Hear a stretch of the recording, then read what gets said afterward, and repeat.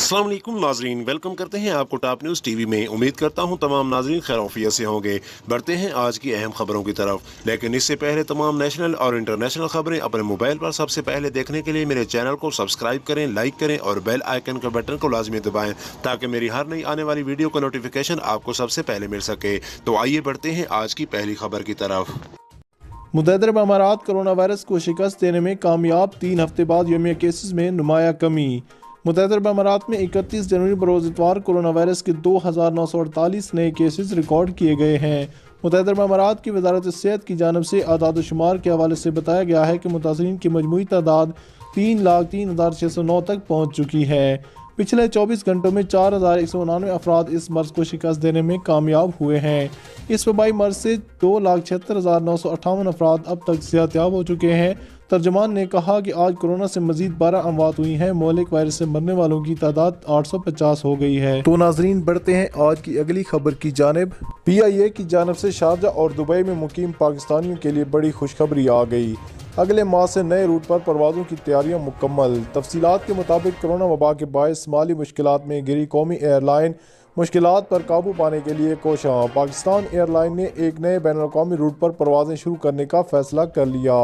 ज़राए के मुताबिक बताया गया है कि कौमी एयरलाइन बलूचिस्तान के शहर तुर्बत से मुत्तहिदा अरब अमारात के शहर के लिए अगले माह से परवाज़ों का आगाज़ करने की तमाम तैयारियां मुकम्मल कर चुकी है।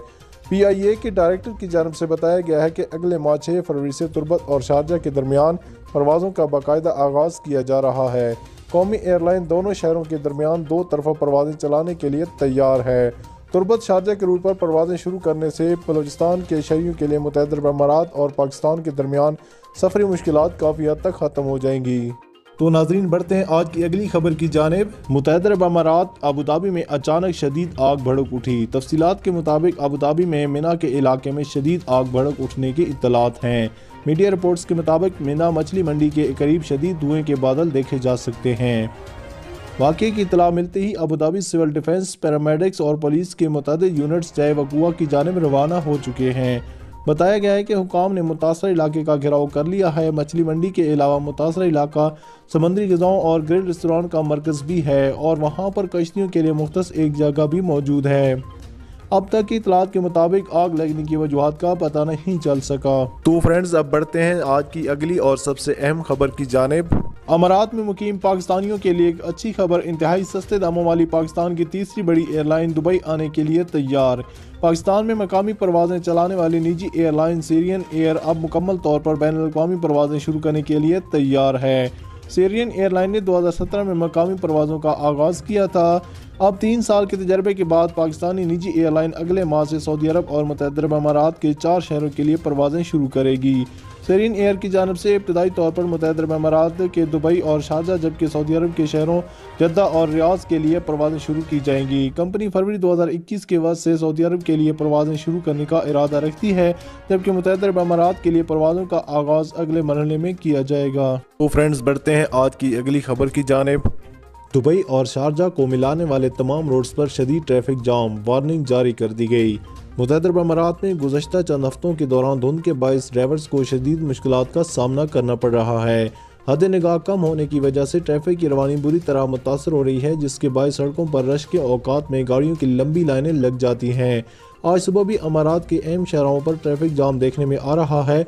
खली टाइम्स की जानब से बताया गया है कि आज सुबह शारजा और दुबई को मिलाने वाली तमाम शहरों पर ट्रैफिक जाम हो गया है, जिसके बायस गाड़ियों की लंबी कतारें लग गई हैं। गूगल मैप के मुताबिक शेख मोहम्मद बिन जायद रोड और E11 पर गाड़ियों की दूर दूर तक लंबी कतारें दिखाई दे रही हैं।